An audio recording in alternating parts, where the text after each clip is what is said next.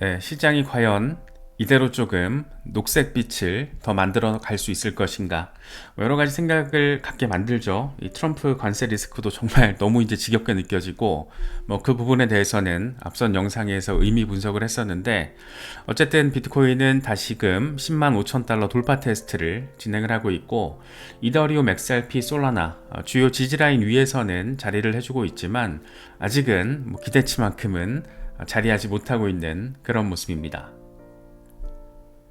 비트코인이 10만 달러 밑으로 한번 빠질지, 아니면 이렇게 지지 잘 받고 13만 달러 돌파까지 잘 이뤄낼 수 있을지, 여러 가지 얘기들이 나오고 있습니다. 방향성이 다른 얘기다 보니까 우려와 기대가 공존하고 있는 그런 상황으로도 바라볼 수 있을 것 같습니다. 공포 탐욕 지수는 하루전보다 6포인트 오른 56을 기록하면서 중립 단계가 탐욕 단계로 살짝 올라선 모습 확인해주고 있습니다. 비트코인 도미넌스는 조금 더 고개를 들어서 64%대 중반에서 자리를 하고 있는 그런 흐름이 이어지고 있습니다. 여러 가지 얘기들이 나오고 있지만, 일단 긍정적인 관점에서 지금의 상황을 바라볼 수 있는 그런 재료들 세 가지에 대해서 정리를 해보도록 하겠습니다. 먼저 거시경제 유동성 이슈입니다. 최근 빌 바이르트 아브라 CEO는 글로벌 M2 통화 공급량이 늘어나면서 비트코인 가격을 13만 달러까지 밀어올릴 수 있다는 주장을 제시했습니다.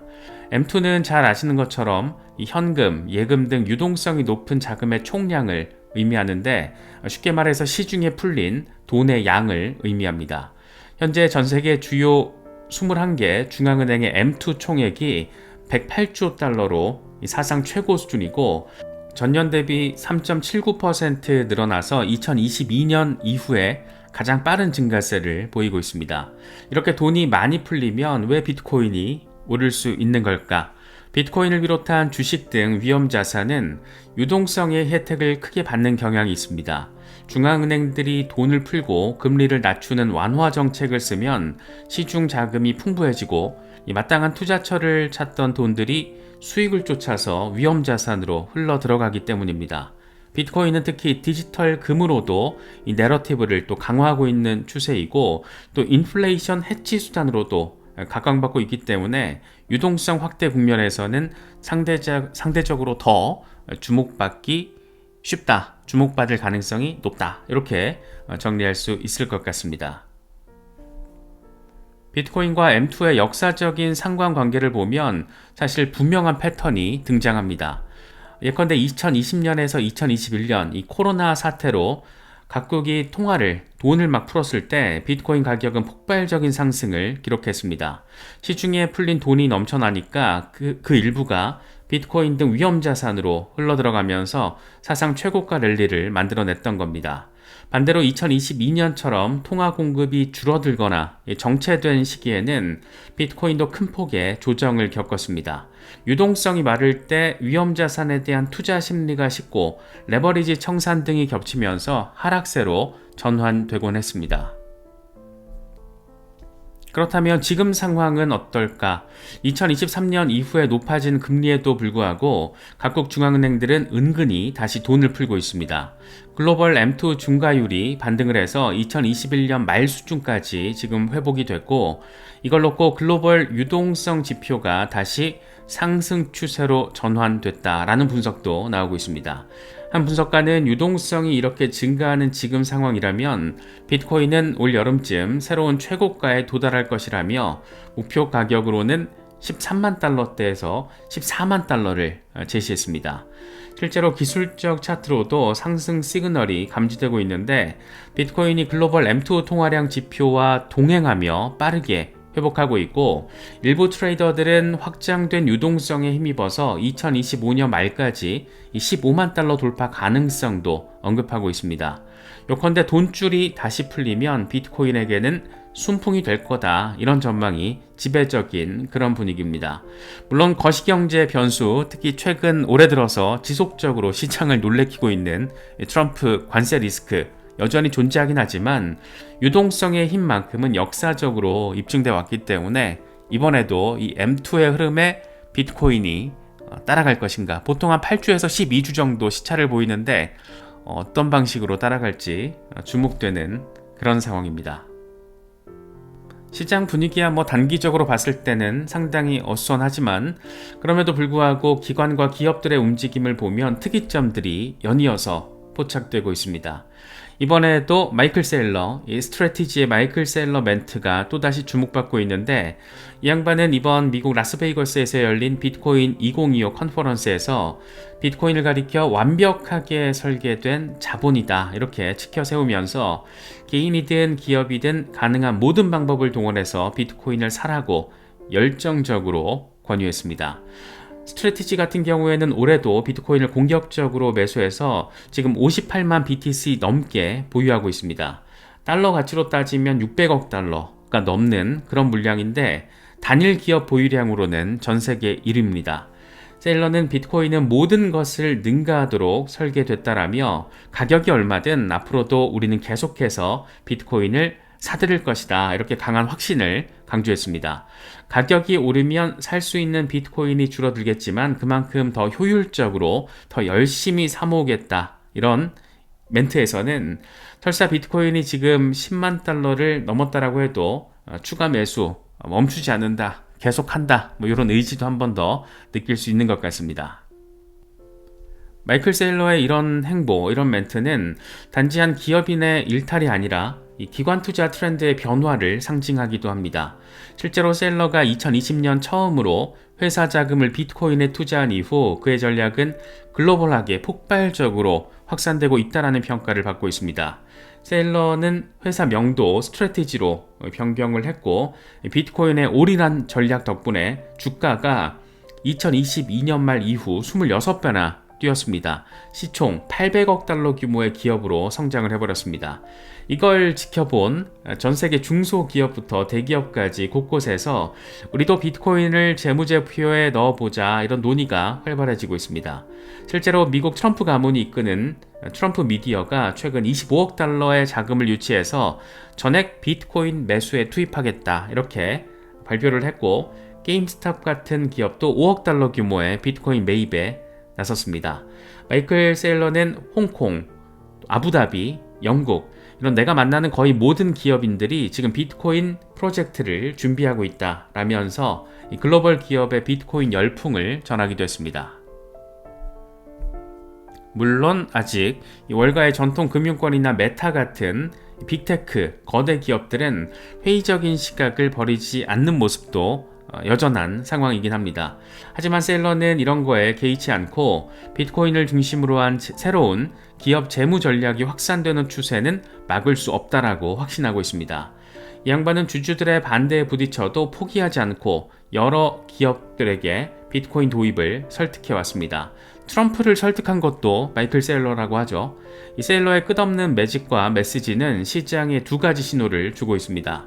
먼저 현재 가격이 결코 고점이 아니라고 보는 강한 확신, 다음으로는 비트코인이 이제는 테슬라나 애플의 주식처럼 기업 재무자산의 하나로 편입될 수 있는 시대가 열리고 있다. 이런 신호로 해석이 가능합니다. 이런 흐름은 다른 기관 투자자들에게도 우리도 뒤처지면 안 된다 이런 압박으로 작용할 수가 있습니다. 결국 기관들의 포모 심리가 작용하면 비트코인 시장에 거대한 추가 자금이 유입될 그런 가능성도 열려 있다라고 바라볼 수 있는 그런 상황입니다. 멕시코 재벌의 비트코인 몰빵 선언 역시 의미 있는 포인트 지점이 아닐까 생각됩니다. 멕시코의 세 번째 갑부이자 유명한 투자가 또 비트코인 빠돌이죠. 리카르도 살리나스가 최근 인터뷰를 통해서 깜짝 발언을 공개했습니다. 다름 아니라 자신의 전체 투자 포트폴리오 100%를 비트코인으로 바꾸는 것을 고려하고 있다고 밝힌 겁니다. 원래 이 양반은 오랫동안 열렬한 비트코인 맥시로서도 잘 알려져 있고 올해 3월까지만 해도 재산의 70%를 비트코인과 관련 자산에 넣고 나머지 30%는 금과 금광 주식에 두고 있다라고 공개하기도 했었습니다. 당시에도 나는 채권은 한 장도 안 가지고 있고 내 회사 주식 말고 다른 주식도 없다. 이렇게 말하면서 전통 자산을 일절 배제한 비전통적인 포트폴리오를 운영하고 있다는 점을 강조하기도 했습니다. 그런데 이제 남은 금마저 모두 비트코인으로 바꾸는 비트코인 몰빵 올인을 지금 하겠다라고 밝힌 거니까 그 확신의 강도가 확실히 우리 같은 개미 투자자들과는 다르다, 이런 점도 느낄 수가 있습니다. 과연 뭐가 이 억만장자로 하여금 비트코인에 올인하게 만든 걸까? 이런 질문들도 생각을 할 수밖에 없는 것 같습니다. 이 살리나스의 발언과 행보에서 몇 가지 핵심적인 이유를 정리해보면 이렇습니다. 법정화폐는 가치 없는 휴지 조각이다. 이 양반은 정부가 찍어내는 지폐를 강하게 불신하고 있습니다. 멕시코의 페소든 미국 달러든 인플레이션으로 인해서 종이 조각이 될 뿐이라고 바라보고 통화 가치 하락을 걱정하고 있습니다. 그러면서 금보다도 비트코인이 더 희소하고 단단한 자산이라고 말을 하고 있는데, 비트코인은 발행량이 2100만 개로 완전 고정돼 있고 해마다 신규 생산으로 3%씩 늘어나는 금보다 훨씬 희소성이 높다라는 점을 강조하고 있습니다.